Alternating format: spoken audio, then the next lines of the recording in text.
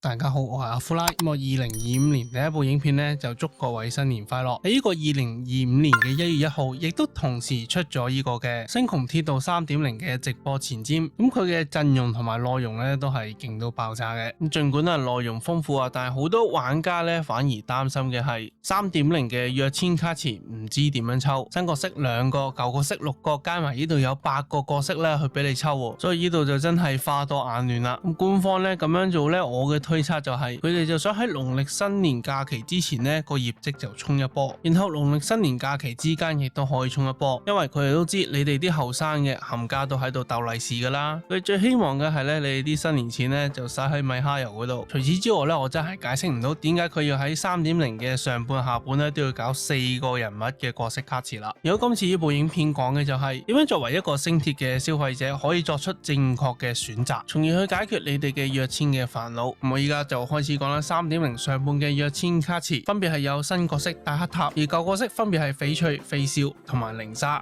各位記住一樣嘢，一個新環境咧永遠利好新角色，所以首選一定係大黑塔。又由於大黑塔嘅特質咧，一定要撚一個知識命途嘅人物，所以咧就必定係翡翠莫屬啦。咁我之前都講過啦，大黑塔咧就需要用嘅戰技點咧係10分多，而大黑塔0+1再加翡翠嘅話，就可以幫你慳翻好多戰技點。咁你話用其他嘅知識命途角色得唔得呢？得嘅，但係佢哋並唔係 first choice。就例如銀之、機子或者4星嘅黑塔，佢都係會不斷消耗你嘅戰技點。而翡翠只需要指定咗收債人呢，就唔可以再用戰技噶啦，仲要持續3個回合啊！所以翡翠咧係的確幫你慳翻唔少嘅戰技點。但係如果你嘅翡翠咧喺零命嘅情況下，如果你遇到場上只有2個或者1個敵方目標嘅時候，咁你呢個翡翠嘅充能咧就冇保底噶啦。咁啊變相咧大黑塔嘅解毒疊層咧就搭得越嚟越慢啦。而翡翠嘅一星雲就可以令你遇到2個或者1個敵人嘅時候都可以保持有3點嘅充能，所以我建議翡翠咧最好做1+1。我再講多次啦，好多人咧並唔太了解咧翡翠嘅機制，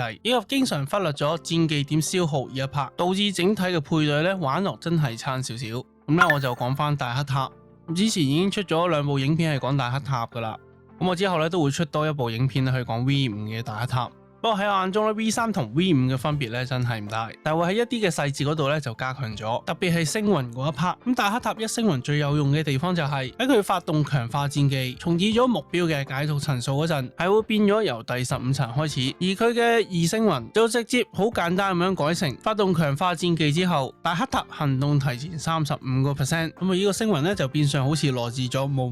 嘅效果啦。所以大黑塔我會推薦啦，可以做2+1嘅就先做2+1，做唔到2+1就做1+1，連1+1都做唔到嘅就做0+1，提咗你噶啦，鋼錐好重要。咁喺呢個情況下呢，我仲使唔使抽飛霄呢？咁喺 3.0 版本嘅環境呢，又需要考慮到咧未來嘅版本咧，無論係混沌末日定係虛構都好啦，咁佢嘅機制咧都會咧係先逼你咧打死咧側面嘅目標，然後先可以打中間嘅目標，以及未來一啲嘅 boss 咧係會有呢個嘅人性保護機制。所以喺呢種嘅環境下，大黑塔可以做到嘅嘢就會比飛霄更加多。所以我對飛霄嘅建議就係，如果你嘅追擊隊係爭住支飛霄嘅話，咁我建議你咧清一色咧去抽大黑塔啦。咁我覺得咧目前飛霄嘅復刻咧係比較適合一啲本身抽咗0+1或者1+嘅玩家去補個星雲咁解嘅啫。咁我本身都有飛霄2+1噶啦，但我依然咧都係建議你哋咧可以抽大黑塔就抽大黑塔啦。如無特別嘅原因嘅話咧，目前咧我就覺得唔使抽飛霄都可以嘅。然後咧我哋再講一講靈沙。咁啊眾所周知咧，靈沙係用於擊破隊。咁啊作為一個新傳位嘅角色啦，佢嘅召喚物咧嘅行動咧係可以令到你嘅隊伍咧有一個治療，以及為成個隊伍咧解除一個負面效果。咁靈沙咧適合啲咩玩家去抽咧？嗰個適合咧本身有玩擊破隊但係缺新傳位嘅人去抽嘅，又或者如果一位玩家冇沙金又冇霍霍，咁你就可以考慮抽靈沙啦。咁喺目前 3.0 嘅環境下嘅話，如果你唔係用佢嚟咧去增強你嘅擊破隊嘅擊破效率嘅話，咁我可以話俾你聽咧，抽個0命咧已經好足夠啦。因為靈沙嘅1星雲同2星雲都係主要針對擊破隊嘅擊破效率，而且 3.0 咧未必做求俾擊破隊噶啦。所以如果你真係缺新傳位嘅話，你抽佢本體咧嚟做治療就已經好足夠噶啦。而零沙嘅專屬光錐咧，主要係用嚟加工嘅，所以我亦都覺得咧冇必要去抽佢嘅光錐。如果你有零沙嘅話，亦都可以用咧呢個4星光錐，